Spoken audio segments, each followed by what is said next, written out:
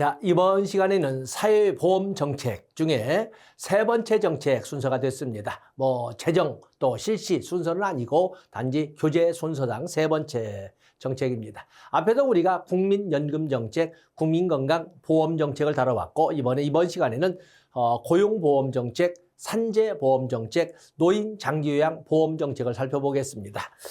여기 고용보험정책은 1993년에 법률로 제정되고 1995년부터 시행이 된 겁니다. 그래서 앞에서 우리가 암기하기 좋은 것처럼 국민연금은 738688이란 그 무음이 절차지만 738688을 디딤있게 한번 암기를 해봤고, 국민건강보험은 6377 99빵빵 이렇게 해서 우리가 또 암기를 해봤습니다. 그런 것처럼 여기는 아주 단순해서 93년도에 법률로 제정되고 95년부터 제도로 시행되었다라고 설명할 수가 있습니다.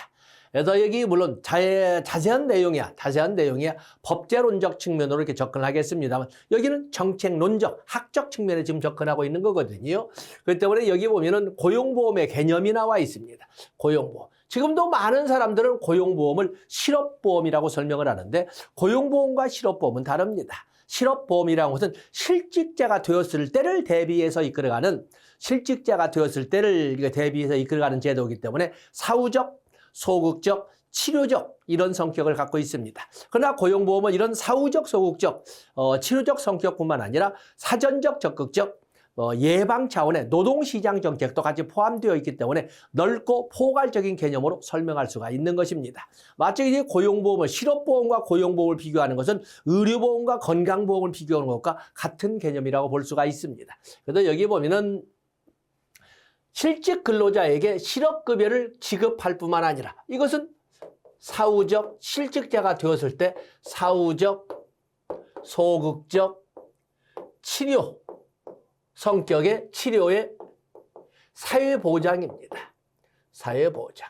그리고 실직자가 된 사람의 소위 생계 안정을 위해서 이끌어가는 이런 사회보장제도입니다. 뿐만 아니라 직업능력 개발과 노동시장에 대한 소위 각종 지원, 근로자를 실업을 예방하기 위하여 근로자는 물론 사업주에 대한 각종 지원 사업을 이끌어가는 바로 이런 접근이라는 것은 사전적, 적극적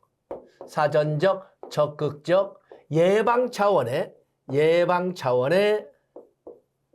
노동시장 정책이다. 노동시장 정책이라고 이렇게 우리가 분류할 수가 있습니다.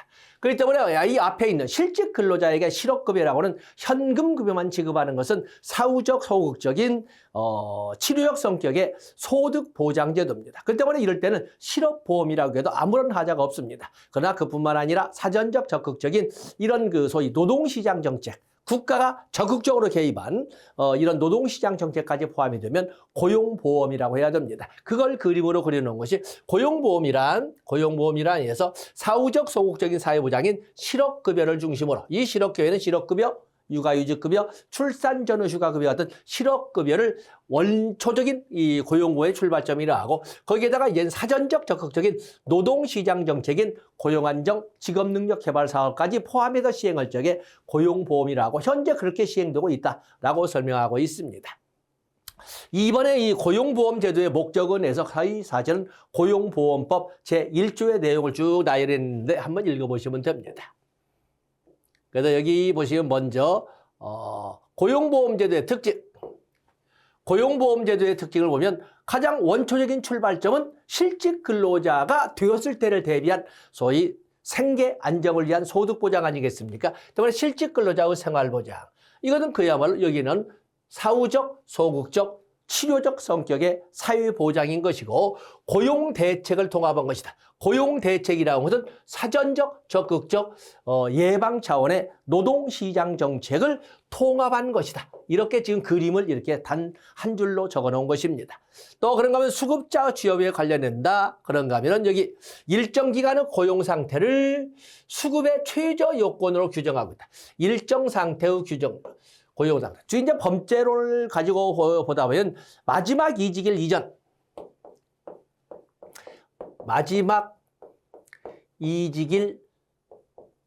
이전 마지막 이직일 이전이라는 기본 단서가 붙어 있습니다. 그래서 여기에서 180일 이상의 180일에서 18개월 중 180일 이상의 자로 실업급여 보험료. 사실은 실업급여 보험료를 납부한 이런 이력이 있어야 됩니다. 그렇기 때문에 아무에게나 실업급여를 주는 건 아니고 적어도 마지막 이직일 이전 18개월 중 이 소위 고용보험에 가입한 이력이 180일 이상으로 나와야 됩니다. 그래야 되기 때문에. 그래서 여기 일정 기간의 고용 상태를 급부의 최수급의 최저 요건으로 규정한다. 그리고 단기급부다. 뒤에 배우겠지만 단기급부라고 하는 것은 실업급여를 지급하는 것은 법으로 정해진 소정급여일 수만큼 정하고 예외로 연장해서 지급할 수 있다 하더라도 소정급여일 수가 120일에서 270일 사이 가장 오래 받는다 해도 270일을 받을 수가 있습니다. 거기다 연장해서 가장 길다고 해도 2년 더 받을 수 있기 때문에 2년 270일을 받을 수 있다고 하기 때문에 우리가 국민연금처럼 생존한 동안 죽을 때까지 이렇게 하지 않기 때문에 여기는 단기급부다 아니면 단기적 소득 재분배다 이렇게 설명할 수가 있는 것입니다. 그다음에 보험료 역시 국가 지원에 의한 노사정 3자 부담이라는 사회보험에 소요되는 비용 부담의 원칙 속에서 고용보험도 당연히 사회보험이기 때문에 노사정 3자 부담의 이런 비용 부담이 있습니다. 그중에 국가의 지원도 있지만 주된 재원을 차지하는 것은 역시 국가 지원인 조세보다는 보험료라고 우리가 하는 고용보험료라고 하는 사회보장성 조세가 주된 재원이거든요. 사회보장성 조세는 바로 여기 나온 것처럼 보통 노사 준등 분담이기 때문에 점을 찍어도 안 찍어도 좋은데 그냥 안 찍었습니다. 노사의 보험료가 주된 재원이다라고 이렇게 설명할 수가 있습니다. 그리고 고용보험도 당연히 사회보험이기 때문에 국가에 의해서 법률로 강제되고 독점적으로 운영되는 이런 시스템이다라는 것을 그래서 강제성 뭐 이런 것을 같이 봐주시고 강제성, 국가에 의한 단독 독점 운영 이런 것을 같이 봐주시면 됩니다. 그다음에 고용보험의 목적이 위에 한 문장으로 앞에서 서문에서 적어놨습니다만 고용보험 시행의 목적 그러면 고용보험법 제1조에 다 규정되어 있습니다. 다 읽어볼 수가 있는데 보겠습니다. 고용보험 시행의 목적은 실업의 예방이 가장 원초적인 것이고 그런가 하면 고용 촉진, 직업능력 개발 또 그런가 하면 국가의 직업지도와 직업소개 기능 강화 자, 여기 국가의 직업 지도와 직업 소개 기능 강화도 역시 고용보험법의 목적으로 규정이 되어 있습니다. 또 그런가 하면은 근로자의 생활 안정과 구직 활동 촉진. 더 나아가서 거시적으로 경제 사회 발전에 이바지. 여기는 1번과 3번이야 그냥 당연히 아시는 거고 국가의 직업 지도와 직업 소개 기능 강화도 주된 목적으로 법률로 규정되어 있고 4번에 있는 것처럼 경제 사회 발전에 이바지한다는 것도 역시 법률로 규정되어 있습니다. 두 가지는 중요 표시하시고 한 번 더 읽어보시면 좋겠다 말씀드립니다. 다음에 고용보험 제도의 기능이 나와 있는데 편하게 볼 수 있죠. 고용보험 제도의 기능을 보시면 다 좋습니다. 고용안정, 구조조정을 촉진할 수 있다. 인력수급, 원활화를 도모할 수 있고 국가의 직업 안정 기능을 체계화할 수 있다. 또 다른 것도 쭉 있지만 여기 보면 역시 사회보험의 일환으로서 경기 조절 기능도 수행한다. 바로 이 고용보험을 통해서 실직자의 실직기간의 단기화를 이끌어가면서 실직기간 중에 생활안정을 도모함으로써 시장 경기도 다시 너무 극단적으로 침체되지 않도록 일정선을 유지함으로써 경기 조절 기능도 수행하고 있고 또 남북통일에 대비한 이럴 정도 우리가 남북통일에 대비한 것을 생각한다면 만약에 우리가 남북통일이 된다면 생각해 보세요. 어마어마한 실업 대란이 일어날 거예요. 소위 북에서 내려오는 청장년의 인구수 아무리 북한이 우리보다 인구수가 작다고 하더라도 그로부터 물밀듯이 내려오는 어마어마한 실업의 문제를 어떻게 해결할 것인가 이건 가볍게 생각할 문제가 아니에요. 그냥 우리는 어떤 상징적으로 남북통일을 하나의 민족의 염원으로 설명하고 있지만 최근에 어떤 일본 학자나 미국 학자가 일부 주장한 것처럼 만약에 남북통일이 나면 북한을 누가 가질 것이냐. 우리는 당연히 남북통일이고 우리는 한민족이니까 우리가 갖는다는 관점에서 남북통일을 한민족 이렇게 설명하고 있지만 중국은 가만히 있겠습니까?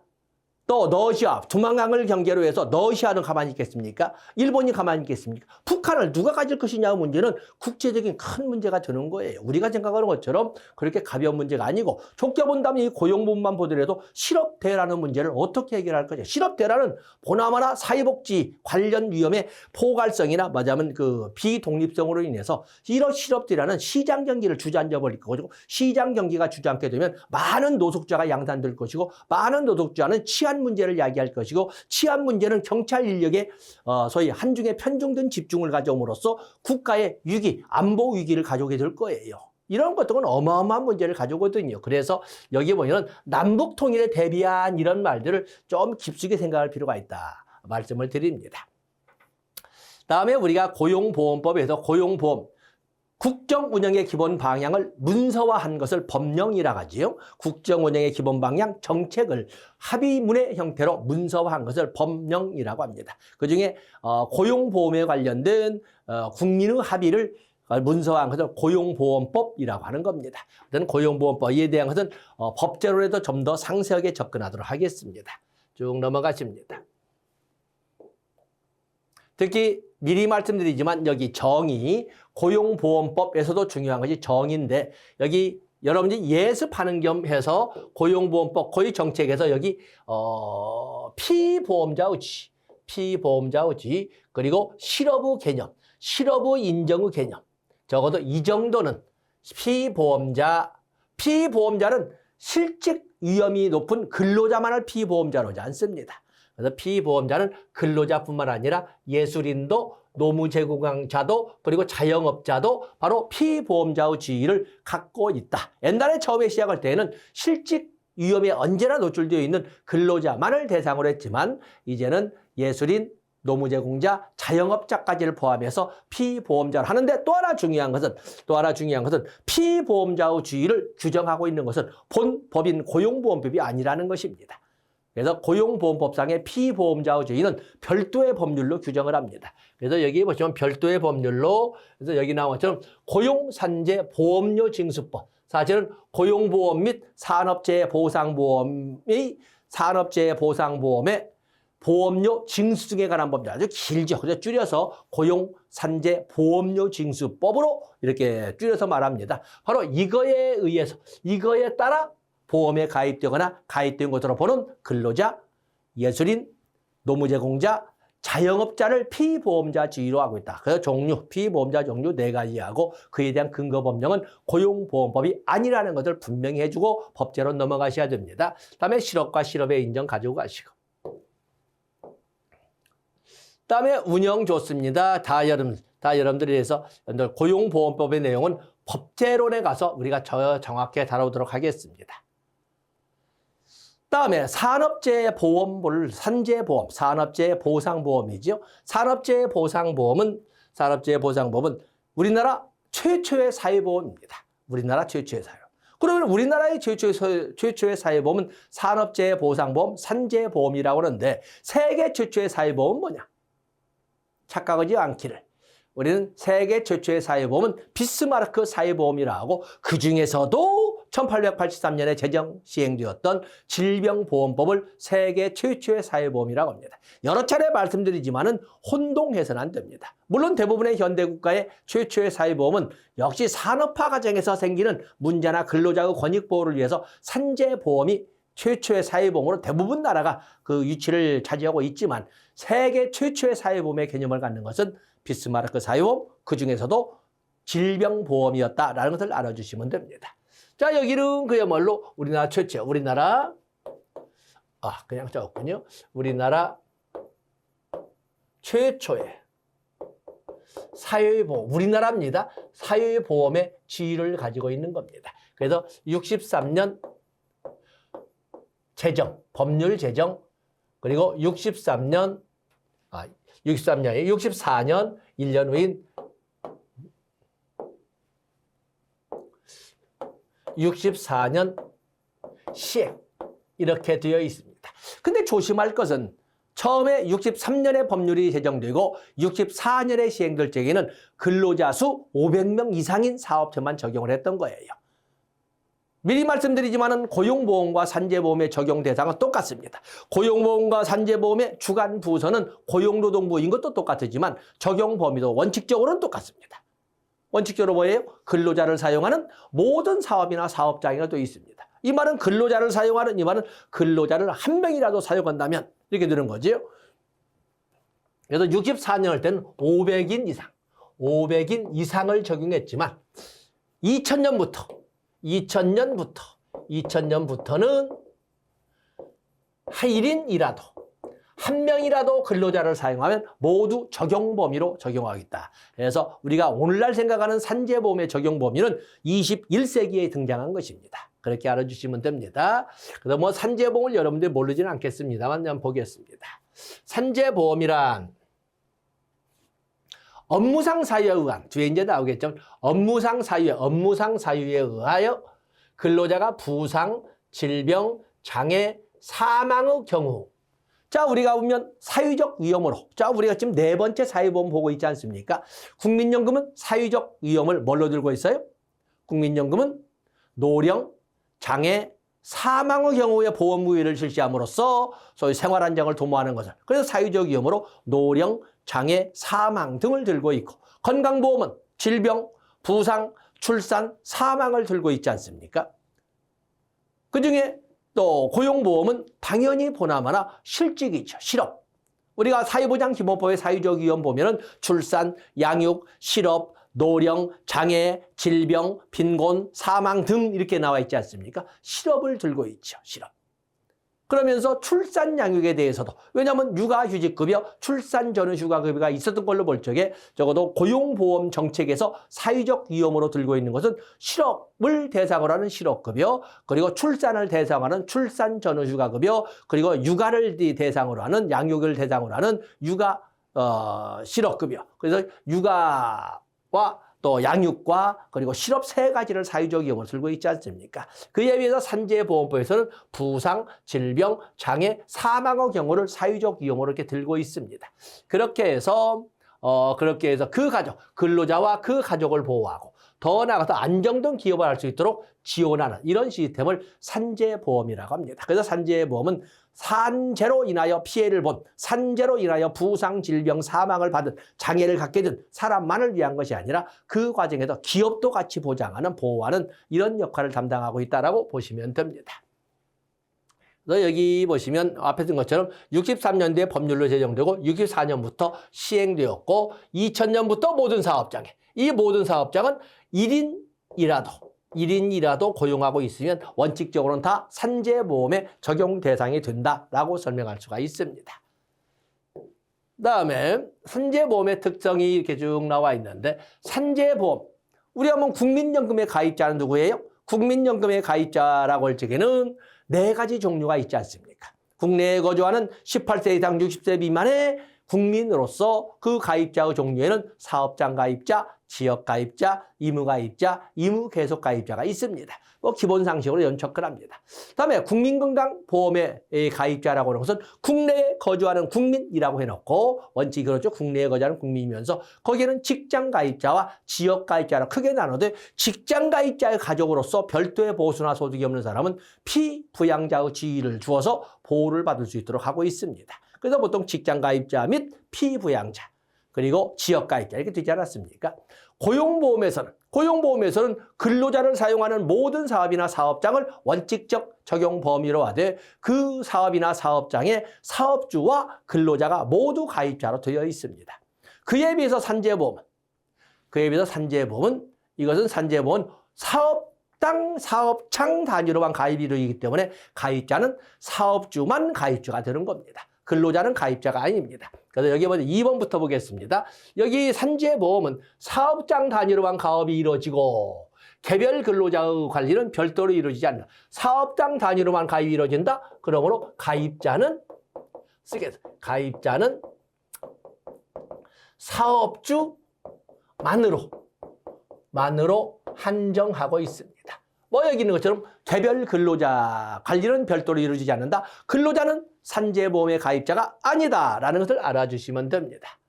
다음에 또 중요한 것은 기본 상식으로 산재보험은 우리가 근대 민법의 3대 원칙, 그러면 계약 좌우의 원칙, 또 과실 책임의 원칙, 또 자기 책임은 자기 책임, 과실 책임의 원칙, 뭐 이런 등등에 다 이게 되는데 여기는 그것이 소위 변형되면서 현대적 민법의 원칙으로 무과실 책임주의가 적용되는데 바로 이 무과실 책임주의의 가장 대표적인 것이 산재보험이 되겠어요. 무과실 책임주의. 그래서 사업주가 아무런 잘못이 없다고 하더라도 사업주는 당연히 보상 책임을 져야 한다는 무과실 책임주의에 입각한 사업주 책임보험으로서 의미를 갖는다라고 보시면 되겠고, 또 산재보험은 자진신고, 자진납부, 자진신고, 자진납부를 원칙으로 합니다. 자진신고, 자진납부. 그렇기 때문에 보통 계산보험료, 확정보험료라는 것을 배우게 되는데, 계산보험료라는 것은 보험료를 미리 2025년도에 예상되는 소위 그 사업체의 보험료를 미리 계산해서 3월 말까지 납부를 미리 선납해야 됩니다. 이걸 계산보험료라고 합니다. 그리고 다음 연도 3월 말까지 전년도 보험료를 산정해서 모자라면 더 내고 남으면 환급받아 갈 수 있도록 한 것을 확정보험료라고 합니다. 그렇기 때문에 여기 산재보험의 보험료는 자진납부, 그죠? 자진신고, 자진납부로 이렇게 되어 있습니다. 그래서 계산보험료, 확정보험료가 있다는 걸 보시고, 그다음에 여기 보면 산재보험에 의한 재보상이라는 것이 있는데, 산재보험에 의한 재보상. 그것은 법원을 통해서 하는 구제와는 달리 상당히 실효성이 크다. 산재보험에 의한 재보상을 미리 다뤄만 적겠다면 여기는 장애특별급여와 장애특별급여 그리고 유족특별급여, 장애특별급여와 유족특별급여 두 가지가 있습니다. 이것은 법원을 통하지 않고서도 미리 실효성 있는 구제를 받을 수 있도록 만든 제도가 되겠어요. 앞에서 우리가 일본에서 본 것처럼 사업주는 아무런 잘못이 없어도 소위 보상 책임을 져야 되는 무과실 책임주의가 있지 않습니까? 아무런 잘못이 없어도 책임을 져야 되는데 하물며 사업주의 고의 중대한 과실, 고의에 의해서 장애를 가졌다거나 고의에 의해서 근로자가 사망을 했다면 당연히 산재보험에 의한 소위 산재보험 보상을 받을 뿐만 아니라 그로 인한 피해 구제도 또 역시 법원을 통해서 해야 되는데 법원을 통해서 한다면 사업주는 돈 많은 이런 고객이기 때문에 당연히 재판에서 근로자가 이길 가능성도 없고 재판하는 과정이 워낙 길어지다 보니까 그 보상을 받을 때가 되면 이 근로자 가구는 대부분 몰락해버린다는 거예요. 그래서 미리 근로복지공단에서 먼저 그 손해배상금을 먼저 근로자에게 주고 그리고 그 근로복지공단에서 나중에 사업주에게 구상권을 행사하도록 만든 것이 장애특별급여, 유족특별급여. 그래서 산재보험에 의한 재보상은 근로자를 적기에 확실히 보상해 준다. 그래서 법원을 통하면 확실한 것 같지만 오히려 그 사이에 말만 확실해질 것이라는 예상만 주지 결국에 근로자 가구는 몰락하게 된다는 문제, 현실적 문제가 있기 때문에 그 문제를 미리 근로복지공단에서 선 지급하고 후 구상권을 행사하는 방식으로 한다. 그래서 적기에 보상을 해줄 수 있다는 장점이 있다. 다른 것 좋죠? 이렇게 보시면 됩니다. 다음에 여기 보면은 산재보험의 목적 이게 나와 있는데 역시 고용보험처럼 산재보험에서도 중요한 것이 정의입니다. 정의. 산재보험에서는 아까 말씀드린 것처럼 산재보험에서 사유적 위험으로 드는 것은 업무상 재해로 인한, 업무상 사유로 인한, 업무상 재해라고 크게 말하지만 업무상 사유로 인한 부상, 질병, 장애, 사망 네 가지를 들고 있지 않습니까? 그래서 사유적 위험 다 모든 사회보험은 사유적 위험으로 무엇을 들고 있느냐는 다 규정해 주시고 그러면서 정의에서 여러분들 최소한 치유, 장애, 그리고 중증 요양 상태 이렇게 3개 정도는 반드시 가지고 가셔야 활용이 됩니다. 그래서 치유란 뭐냐? 물론 치유는 우리가 구어체로 쓸 때처럼 완전히 낫은 완치를 원칙적인 치유라고 하지만 완치가 되지 않았다 하더라도 더 이상 소위 치료의 효과가 나타나지 않고 고정된 상태에 머무르고 있는 것도 치유라고 설명을 합니다. 그래서 치유의 개념 보시고 그리고 장애, 중증 요양 상태에 대해서 개념 정리를 꼭 해놓으셔야 됩니다. 그다음에 산재보험도 다른 사회보험과 마찬가지로 반복이 되기 때문에 왜냐하면 이 각 과목별, 각 영역 과목별 또 각 영역별 개개의 교수들이 강의를 할 걸로 생각하고 제가 교재를 쭉 설정을 했습니다만 이처럼 제가 혼자 한다면 굳이 반복해서 시간을 보낼 것은 아닌 것 같습니다. 그래서 사회보험의 내용을 정책론에도 같이 반영을 했지만 그것은 법제론에 가서 바로 또박또박 줄 그으면서 정리하도록 하고 여러분들은 오히려 앞에 정책론에서 있는 것은 여러분들의 선수학습의 자료로 활용하시면 되겠습니다. 다음에 자 이제는 우리가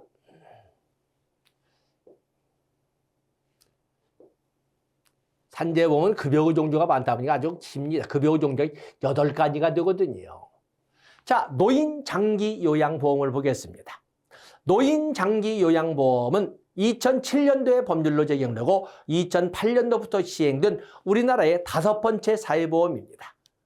때문에 어떤 최근이기 때문에 2007년부터 2008년까지 2007년에 제정, 2008년에 시행 이렇게 됩니다. 보통 1960년대 미국의 존슨 대통령 과정에서 존슨 대통령의 치하에서 많은 사회복지 관련 법령이나 제도가 만들어져 있는데 거기는 메디케이드가 있고 메디케어가 있었습니다. 메디케어 들어가는 것은 메디케이드는 빈곤 가정에 대한 의료 보장을 메디케이드라고 한 것이고 메디케어라고 하는 것은 노인과 장애인을 대상으로 하는 의료 보장을 메디케어라고 했습니다. 우리가 노인장기요양보험이 있기 전까지만 해도 수발보험이란 말을 쓰면서 일본식 표현을 쓰면서 영어로 케어란 말을 썼습니다. 케어한다. 지금도 많은 사람들이 케어한다, 케어한다 하는데 사실은 보호한다. 우리 번역은 보호 아니겠습니까? 그래서 노인장기요양보험은 2007년에 제정되어서 2008년부터 시행된 5번째 사회보험이고 여기는 존슨 대통령으로 본다면 메디케이드, 메디케어의 개념으로 이렇게 출발한 것이다. 이렇게 봐주시면 되겠습니다. 결국에 여러 가지 많은 것이 있지만 왜 노인장기요양보험이 등장할 수밖에 없는가? 당연히 고령화죠. 가족제도 변천 이런 것 등이 쭉 나와 있습니다. 뒤에도 나와 있지만 여기 한번 보세요. 현대국가는 제도 개혁이 목적이라고 했지만 대부분의 국가 보면은 평균 수명의 연장, 고령화죠. 우리는 고령화의 시대가 2026년도에 도래할 것으로 봤습니다만 2024년도 상반기에 이미 65세 이상의 노인의 인구 비율이 19.2%, 2024년도 하반기에 이미 아직 통계청 자료가 나오지 않았기 때문에 확인해 볼 수는 없으나 아마 이미 2024년도 말에 초고령사회, 전체 인구수분의 65세 이상의 인구수 비율이 20% 이상이면 초고령사회 울트라 에이지 소사이어티라고 설명하고 있거든요. 그런 시대가 왔을 거예요. 그런데 이렇게 노인의 평균 수명이 증가했으면 이 노인에 대한 보호를 어떻게 하느냐 하는 이런 인구 구조의 급속한 노령화 문제. 바로 이렇게 나와 있지요. 급속한 노령화 문제. 그런데 문제는 이러한 나이가 들어가고 숫자가 급증하고 있는 노인에 대한 보호는 어떻게? 왜냐하면 노인 보호는 각자 집안에서 각자 부모를 모시는 거잖아요. 그렇기 때문에 지금까지는 집안 문제였어요. 그런데 집안 문제는 옛날에 남자들은 밖에 나가서 일하고 여자는 집안 살림을 하면서 어른이나 모시는 이렇게 표현했잖아요. 근데 세상의 가치관이 다 바뀌어진 거잖아요. 그래서 여기 보면은 핵가족화, 또 여성의 경제활동 참여 증가, 이런 걸로 인해서 노인 부양 문제가 어느 집집마다 가정 문제로만 국한하기에는 너무 어려워진 거예요. 그래서 노인에 대한 실질적 보호가 어떻게 해야 가능해질까라는 고민거리가 서구에서부터 계속 확대되면서 만들어진 것이 오늘날 우리의 2007년에 제정되고 2008년부터 시행된 노인장기요양보험이 되겠어요. 자, 쭉 배경 지식 보시고 넘어가시면 거기 목적 나와 있죠. 노인장기요양보험의 목적 및 시행되어 있습니다. 여기 보면 2007년, 2008년은 기본적인 2007년, 2008년에서 5번째 사회보험이라는 것을 보시고 또 주요 특징 굵은 글씨로만 그 주요 특징이 되어 있는데 굵은 글씨로만 노인장기요양보험은 의료보장이면서도 건강보험과는 별도로 운영되고 있다. 물론 국민건강보험공단이 단 하나의 보험자로서 역할을 하지만 별도로 운영되고 있다. 실질적으로 노인장기요양보험료도 원칙적으로는 건강보험료와 통합 징수하지만 분명히 건강보험료 고지서에 보면 구분 고지하고 있습니다. 건강보험료 얼마, 장기요양보험료 얼마라고 따로 붉은 실선으로 구분 고지하고 있거든요. 그리고 휴게도 독립회계로 각기 다른 독립회계로 관리하고 있다는 점에서 별도로 운영되고 있다. 그리고 국고지원 부과 방식이다. 국고지원. 당연히 사회보험이기 때문에 노사정 3자 부담이잖아요. 국민건강보험도 노사정 3자 부담이에요. 국가에서 소요되는 당해년도 소요가 예상되는 건강보험료 예상액의 14%를 국가가 건보공단에 지원합니다.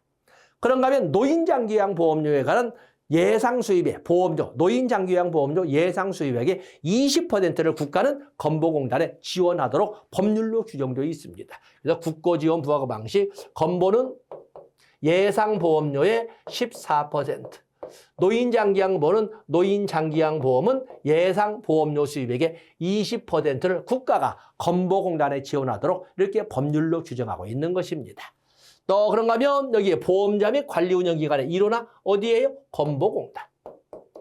건보공단. 우리는 2000년부터 의료보장에 있어서 단일보험자주의, 통합주의로 전환되지 않았습니까? 때문에 이렇게 단일보험자주의로 건보공단을 단 하나의 보험자로서 이렇게 규정하고 있다. 여기 있죠? 국민건강보험공단을 딱 두시고, 다음에 노인중심의 급여다. 좋습니다. 또 거기에 보시면 적용 대상 쭉 나와 있고 재원 나와 있는데, 자, 법제적 접근이 드는 거죠. 노인 장기요양보험은 우리가 정책론적 접근을 볼 적에 대상자 선정, 노인 장기요양보험 정책은 누구를 대상으로 하는가? 무엇을 제공한다는 것인가? 무슨 돈으로 운영할 것인가? 누가 관리 운영할 것인가? 이런 문제가 정책으로 나오지 않습니까? 때문에 노인 장기요양보험 정책은 누구를 대상으로 한다? 누구를 대상? 여기 보면 건강보험 가입자와 건강보험 가입자와 노인 장기요양보험 가입자는 같습니다. 그러면 건강보험 가입자, 직장 가입자 및 피부양자, 지역 가입자. 당연히 노인 장기요양보험의 가입자도 직장 가입자 및 피부양자 그리고 지역 가입자 이렇게 같습니다. 그래서 적용 대상 같다. 그다음에 여기 보면은 누구나 장기요양 인정을 받는 것은 아닙니다. 법제로 보겠지만 노인 장기요양보험법의 적용 대상은 띄어쓰기 없는 노인등입니다. 띄어쓰기 없는 노인등. 그중에 장기요양 인정을 받는 것은 노인등 중 6개월 이상 혼자서 일상생활을 영위할 수 없다고 인정되는 자에 대해서만 장기요양 인정을 하게 되는 겁니다. 그래서 장기요양급여는 누구나 받는 것이 아니다. 노인이라고 다 받는 것도 아니고 그중에서도 6개월 이상 혼자서 일상생활을 영위할 수 없다고 인정되는 사람. 누가 인정하겠어요? 당연히 국민건강보험공단에 설치하고 있는 등급판정위원회에서 몇 등급으로? 6등급으로 이렇게 해서 판정을 하게 되는데 그 판정을 받은 사람에 대해서만 장기요양 등급을 부여하고 장기요양 급여를 지급하도록 실시하도록 하고 있습니다. 여기 보면은 뭐 신청 자격도 있고 재원도 있고 그렇죠. 다 법제로서 보도록 하겠습니다.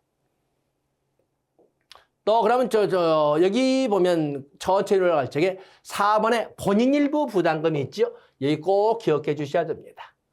본인 일부 부담금. 여기는 건보도, 노인 장기 요양도, 그리고 공공부조인 노인 의료 급여도, 우리나라의 소위 의료보장에는 모두 본인 일부 부담금, 사용자 부담금 제도가 있습니다. 그렇기 때문에 우리나라 의료보장인 건강보험, 노인 장기요양보험, 의료급여는 모두 공공재원과 민간재원의 혼합 운영 방식이라는 것을 꼭 기억해 주셔야 됩니다. 알죠? 혼합 운영을. 여기 오해하지 마시, 니은번에 보면은 여기에 따른 의료급여법에 따른 의료급여 수요자는 본인 부담감을 부담하지 않냐. 여기는 맞으면 극빈을 말합니다. 극빈. 그래서 극빈이라 줄였습니다만은 모든 의료급여 수급자가 안 내는 것은 아니고 아주 어렵다고 인정되는 법률로 규정된 선 안에서는 안 내도 되지만 원칙적으로는 본인 일부 부담금 내야 됩니다. 그래서 여기에 본인 일부 부담금이 있다. 민간 재원이라는 것을 꼭 기억해 주셔야 됩니다. 그다음에 이런 그 정책의 내용을 문서화한 것을 법령이라고 하는데 그것을 노인 장기 요양보험법이라고 하고 앞에서 다른 사회보험법에서 본 것처럼 이것은 법제론에서 좀 더 상세히 확대시켜서 정리하도록 하겠습니다. 그래서 쭉 보면은 적용 범위부터 시작해서 적용 범위, 뭐 여기 노인 등의 범위 확대, 뭐 이런 내용들을 학적으로 해서 법률의 내용을 이렇게 정리를 해놨습니다. 그래서 저는 이렇게 넘어갑니다만 여러분들은 이건 넘어간다고 보지 마시고 한번 선수학습을 한다라고 한번 일별어진 다음에 법제론에 가면 굉장히 좀 마음의 여유가 있으실 걸로 봅니다. 자, 이렇게 해서 우리가 앞선 시간에서 봤던 사회보험 2개의 프로그램에 이어서 이번에 3개의 프로그램을 한꺼번에 마무리를 지었습니다. 자, 이 시간 여기까지 하고 다음 시간에는 공공부조의 강론적 측면에서 공공부조의 근거법 또 그래서 국민기초생활 보장 정책을 살펴보도록 하겠습니다. 고맙습니다.